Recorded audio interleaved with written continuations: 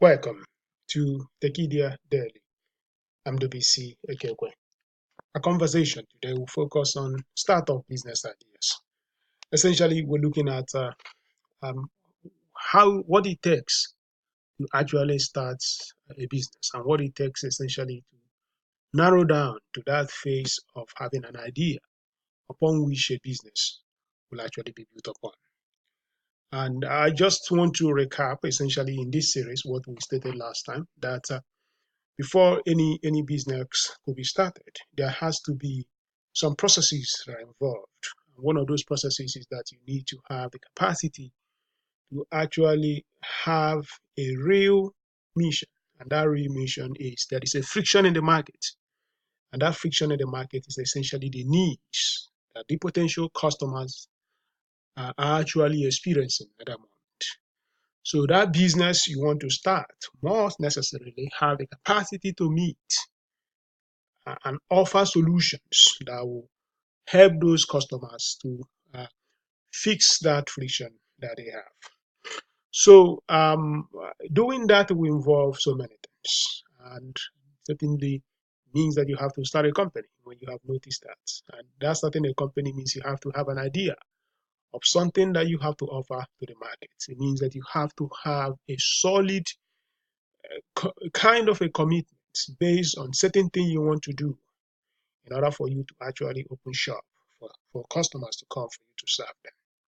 So now, how do you come up with a business idea? Of course, there are so many things people do these days. They register to go into a camp, a boot camp, or whatever they call it, and they expect that maybe after 3 weeks, they will come out adult boot camp with a business idea. I don't necessarily believe that works because what is happening here is that you have bounded yourself that within 3 weeks I must leave this particular building or this particular environment with a business idea. And you may not really have an exponential, transformational idea. You may just have derivatives of things people are already doing, and you just have a margin of value added to it. I believe that the best way of having an idea is basically having that capacity of awareness. There are opportunities around you where you live. There are companies you meet. There are things you want to do in the business world. There are things you want to do in your personal life. And when you see that other people that are doing those things are not doing them good enough, that means there is an opportunity for you to start something. Also, there could also be a challenge that no one is even doing it right at the moment. It offers you an opportunity for you to start something. So, for me, really, if you do not have that awareness and you now think that going to a boot camp to help you come up with a business idea, you're already starting at the wrong note. Now, once you have done that, the question now is, what is it that you want to offer? And then why is that thing you are trying to offer? Why is it relevant? You're now trying to see if there is any correlation between that particular business idea you have to the needs and the frictions that are already existing in the marketplace. And now doing that means that you have to look at the components for any great business idea. Is it simple for people to understand it? Is it really very clear and obvious? Or sometimes it may not necessarily. Some business ideas can be very crazy.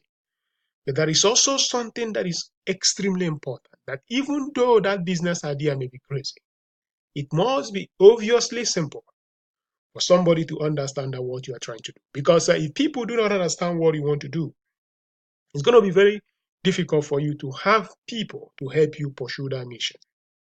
You need to explain to people what this business is going to do, what that idea is, so that they can join you if they find that particular idea very exciting.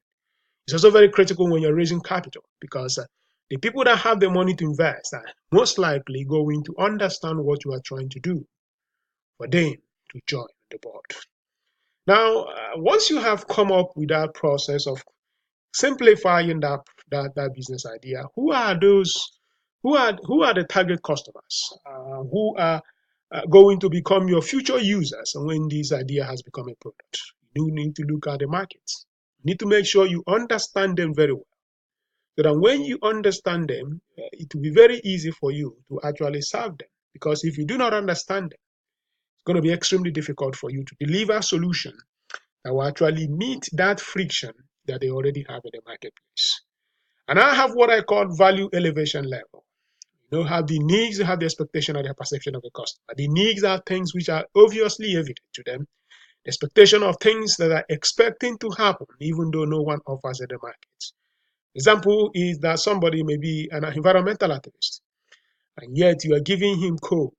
You're giving him electricity through coal. You have met the need by providing electricity, but you've not met the expectation of that person because the electricity is still coming from non-renewable energy source. So, but imagine a kind of need that evolves beyond this needs expectation to actually the level of perception. That is when customers do not even have an idea of what they want to or what they need. But the day they see that product, they begin to say, this is what I have been waiting for. It's like an iPhone. No one saw it coming. It's like also one of the greatest banking products ever created in Nigeria, the Diamond Integrated Banking System. The first product that made it possible that if you put your money in one bank account, irrespective of your location in that particular bank, you can always operate your account. So that was a very dramatic thing that changed the trajectory of the Nigerian banking sector. Because before then, you are living in Owerri, travel to Lagos, you still have to come back to Owerri before you can have access to your money. But our DIBS product made it so possible that if you have a bank account in that bank, irrespective of where that money account was open, you can always operate your account from any branch of that bank.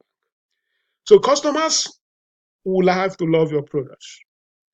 And it's not just liking it is not enough. So you have to figure out the capacity that that idea is loved. That is what is going to help people to share that news for you. And that has to do with when they begin to love it and the business, does it have the ability? Does that idea have the ability to scale? Does it have a scalable advantage? That means you are talking about the ease for that business to grow from 3 customers to 10 customers to thousands of customers without you spending so huge amount of money. And then once you have looked at that idea, you've loved what you have seen. The question now is, what next? Do you have the capability to build that business? Of course, many of us know in Nigeria that we don't have electricity. But does it mean that every one of us should go and start a power generating company? Are you sure you can do that far better than those that are already doing it? So the question here is, if you do not have or you have not accumulated capability in that specific sector, it's evident that it may not be a good idea for you to start a business. But even then, you have to ask yourself, okay, I don't have the technical capability, but do I have the money? I can buy people, I can employ people that have this capability. So you need to build support. You need to build networks so that you can have a mission executed by people that will come to help you. And that is process of accumulating capability. Accumulation of capability does not necessarily mean it has to be only you. You can also bring in people externally to help you pursue a mission. Phase one now is, how do you build the minimum viable product or the minimum viable quality? In other words, what is the least possible viable product that you can have in the market in order to help you test the hypothesis of what you are trying to do? And that hypothesis has to be, okay, I want to launch a consumer product and see how people feel about it.